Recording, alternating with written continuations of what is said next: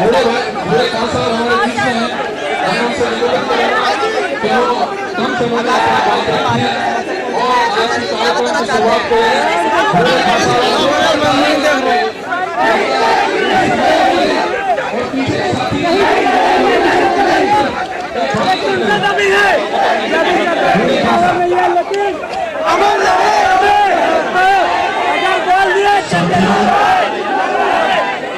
आज दिल्ली के जंतर मंतर यूजीसी के समर्थन में आजाद समाज पार्टी भीम आर्मी का ये ऐतिहासिक प्रदर्शन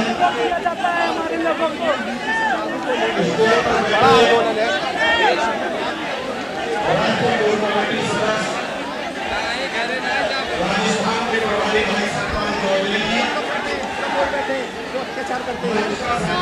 भाई बताइए कौन है ऐसा चीज जिसकी सरकार भ्रष्टाचारी या कौन है जो मनुवाद से जुड़े हुए हैं? मैडम आ जाओ न्यायालय का नाम मत लो, उनका सम्मान दें दो। हम संवैधानिक लोग हैं, सम्मान करें दोनों का।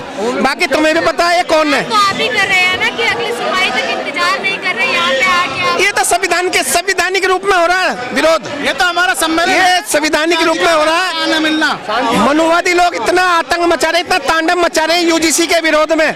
हम समर्थन में भी नहीं आ सकते। हमारा अधिकार है, हमारा अधिकार है, हम अधिकार लेकर रहेंगे। आपकी उम्र क्या है? अरे मैडम मेरी उम्र तो तुम ही बता सकती हो। मैं नहीं बता सकती, आप उम्र मत ना पूछो। अभी तो शायद जिंदगी में आपने आपके साथ कभी जातिवाद जैसा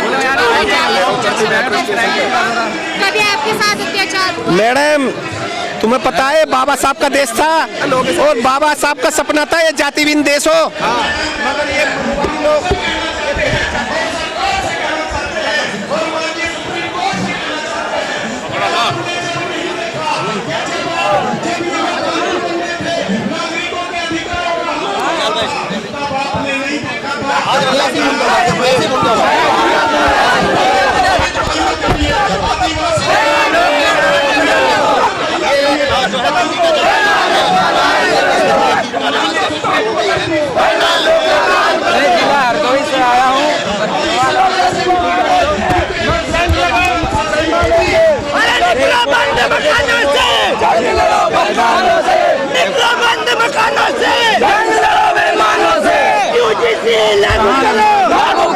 लागू करो, यूजीसी लागू करो, यूजीसी लागू करो, अरे निकलो बंद मकानों से,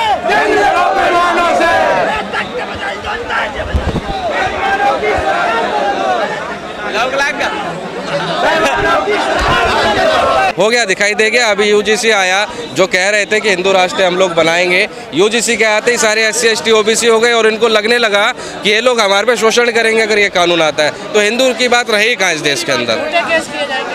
मुझे बताइए सच्चे क्या है? जब तक कोई केस रजिस्टर्ड नहीं होगा तो उसका पता कैसे चलेगा कि वो झूठा है या सच्चा है? आप बताइए जिस देश के अंदर 751 जैसे मुकदमों में 751 जैसे मुकदमों में झूठा फंसाया जा सकता है, तो ऐसे बड़े कानून में भी झूठा फंसाया जा सकता है। पर ये तय करेगा कानून और नियम जो इसको चला रहे हैं, और कोर्ट तय करेगा कि किसको सजा मिलनी है किसको नहीं मिलनी है।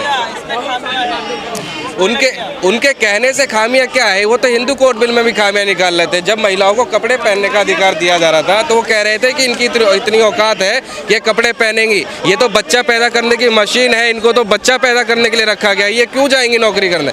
वो लोग हिंदू कोड बिल का भी विरोध कर रहे थे।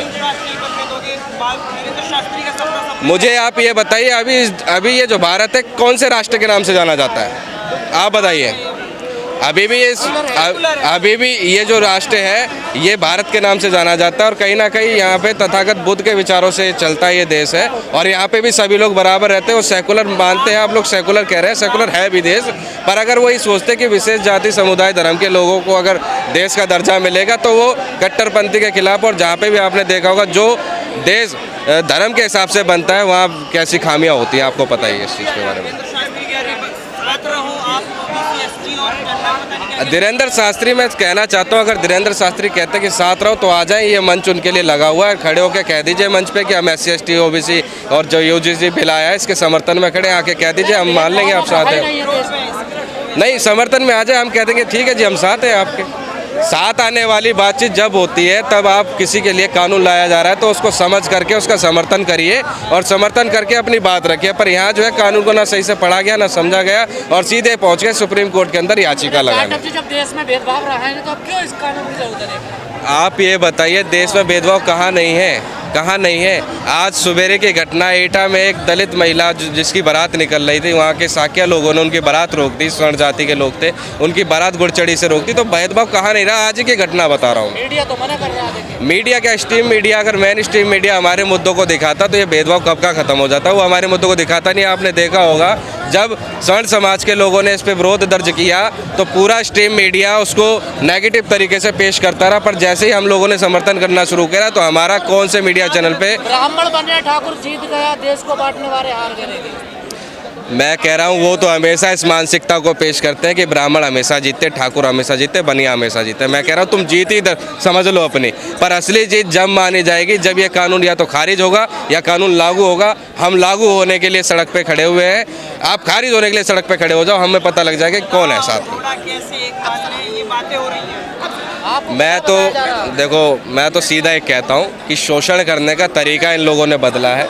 चूड़ा चमार भंगी की जगह नीला कबूतर, नीलांत, गधा, घोड़ा जैसे शब्द ये लेकर के आए और सुप्रीम कोर्ट को खुद इसमें संज्ञान लेकर के इन पे SC/ST के जो है उसमें श्रेणी में रखा जाए और ऐसे शब्दों का इस्तेमाल करने के ऊपर सख्त से सख्त कार्रवाई हो। और UGC जो लाने का सबसे बड़ा कारण है कि जो बाबा साहब अम्बेडकर को मानता है उसे ये लोग नीला कबूतर भी कहते हैं, नीला आंट भी कहते हैं, गधा भी कहते हैं, सब चीज़ें कह के संबोधित करके अपमानित करने का काम करते हैं और इन्हीं लोगों के खिलाफ ये बिल लाया गया है। कोर्ट पे विश्वास नहीं, पुलिस नहीं, सरकार आपकी नहीं, तो कैसे लागू हो गया? एक चीज़ बताइए, कोर्ट पे किसे विश्वास नहीं है? कोर्ट पे उन्हें विश्वास नहीं था ना, जब ही तो वो गए ना। आज वो जब UGC पर रोक लगी हुई है, आज सड़कों पर है, हम तो कह रहे हैं भाई थोड़ा सब्र करो, सब चीज़ सामने आ जाएगी, स्पष्ट तरीके से कानून को लागू किया जाएगा। क्योंकि सरकार ने अपना पक्ष मजबूती से रखा नहीं। सरकार का जो वकील था उसे खुद नहीं पता था कि बिल कितना सच्चा है और कितना बुरा है। अगर वो अपनी बात मजबूती से वहाँ रखता तो इसे रोकने की जरूरत ही नहीं पड़ती। देखिए, वो सर्वोच्च पद पे बैठे हैं, वो अच्छा करेंगे तब भी गाली खाएंगे, बुरा करेंगे तब भी गाली खाएंगे, क्योंकि आलोचना करना हमारा अधिकार है, हमारा संवैधानिक अधिकार है। कबर खोदने की बात तो भैया देखो वो करते ही हैं और हम चाहते हैं कि भाई हो, देश के अंदर आलोचना होगी जब तो विपक्ष मजबूत होगा। ये तो सब नारे लगते हैं। भविष्यवाचक जो धीरेन्द्र शास्त्री है, आप उनका सपना नहीं पूरा होने देना चाहते? मैं कह रहा हूँ अगर आप धीरेन्द्र शास्त्री के सपने की बात करेंगे तो मैं उनके विरोध में खड़ा हूँ। आप तो नहीं है? हाँ, अगर आप करोड़ों भारतीयों की बात करेंगे तो मैं उनके पक्ष में खड़ा हूँ। धीरेन्द्र शास्त्री अकेले अगर ये सोचते कि मैं भारत को हिंदू राष्ट्र बना दूंगा तो उनके सपना कभी साकार होने वाला नहीं है। उनके समर्थन में है, विरोध में है? मैं विरोध में हूँ उनके। आप हिंदू नहीं है? मैं हिंदू नहीं हूँ, मैं बौद्ध हूँ। तो क्या है फिर आप? हम इस देश के भारतीय नागरिक हैं, मूल निवासी हैं जी। कैसे बनेगा ये? आपने तो अपना मेरे को देखिए, हम तो शुरू से ही अलग है। जिसने मनु व्यवस्था के हिसाब से हमें सब बिल्कुल ही अलग कर दिया, हम उस श्रेणी में रहे ही नहीं। अगर उनके लिए कानून लाके हमें मजबूत किया गया तो हम तो अपने आप को पहले से ही अलग मानते हैं। अरे बटोगे तो कट जाओगे, कल भी कहा जाओगे। अरे भैया, हम कब बट रहे हैं? हम तो एक है, SC/ST OBC सब एक है। हम कब बट रहे हैं? बटने का काम तो आप लोग कर रहे हो ना। 15% नए UCG बिल पे अपने आप को अलग कर लिया, बट वो रहे, हम तो एक है। बहुत मजबूत है वो। कितने भी मजबूत हो जी, SC/ST OBC से मजबूत, कितना भी पैसा हो। देखिए, कर्मी सेना है उनके पास।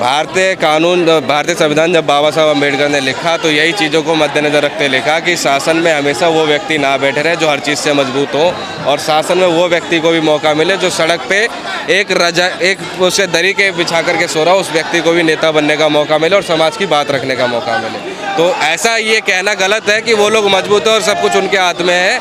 मैं कहता हूँ एड़ी चोटी का जोड़ लगा लो, रोकने में हम एड़ी चोटी का जोड़ लगा देते हैं इस कानून को पास कराने में। इस देश की सबसे बड़ी आबादी SC/ST OBC समाज और पिछड़ा, दिव्यांग, किन्नर समाज और महिला समाज जो है साथ में है। सांसद जी को अकेले आप ना समझे। सांसद जी वो आवाज़ इस देश की है जो इस समय दलितों की, पिछड़ों की, आदिवासी के, अल्पसंख्यकों की और महिलाओं विरोधियों की, दिव्यांगों की और किन्नर समाज जो ट्रांसजेंडर है उनकी आवाज़ उठाने का इधर काम कर रहे हैं। तो सांसद जी अकेले नहीं है। देखिए, ये तो इनकी मंशा होती है ना कि किसान आंदोलन इतने साल तक चला, साल भर चला और कई किसानों की, कई सैकड़ों किसानों की उसमें जान चली गई और सुप्रीम कोर्ट चुप बना बैठा रहा केवल इस उसमें कि ये कानून पास हो, पर जहाँ SC ST OBC के अधिकारों की बात आ जाती है तो वहाँ सुप्रीम कोर्ट पीछे के रास्ते से इनके पिटीशन को स्वीकार करके आगे करके इस पर रोक लगाते थे, जबकि सूर्यकांत ने खुद कहा था कि कोई भी सरकार का आदमी ये ना समझे कि वो कानून से ऊपर है, जो प्रोसेस होता है उसके हिसाब से केस को लिया जाएगा। पर यहाँ जो है सुप्रीम कोर्ट ने स्वर्ण समाज को पक्ष में रखते हुए इनकी जो याचिका है जल्दी सुनवाई करी और 4 दिन के अंदर इस पर रोक लगा दी। गलत है ये कानून, इससे सवर्णों को फंसाया जाएगा, भेदभाव बढ़ेगा। देखिए, स्वर्णों को तो हर चीज़ इस देश के अंदर गलत लगती है। उन्हें ऐसा लगता है कि हिंदू कोड बिल करके महिला जो है उनके सर पे तांडव करने लगेगी, ठीक है। वो ये भी चाहते हैं कि देश का जिसने कानून लिखा, संविधान लिखा, उस व्यक्ति ने गलत लिखा, वो उसके खिलाफ भी जो है शव यात्रा निकाल लेते। स्वर्ण समाज मेरे को लगता नहीं है कि उसकी बुद्धि इतनी काम की है कि वो अपने दिमाग से काम ले रहे हैं। अरे हिंदू बढ़ गए हैं, सारे हिंदू बढ़ जाएंगे। देखिए मुझे ये बताइए, हिंदू कौन है? वोट के लिए सारे हिंदू हो जाते हैं, पर जब अत्याचार की बात होती है तो दलित हो जाते हैं। अभी मेरठ के अंदर क्या हुआ? मेरठ के अंदर गुनाह करने वाला स्वर्ण समाज से निकला तो हिंदू मुस्लिम सब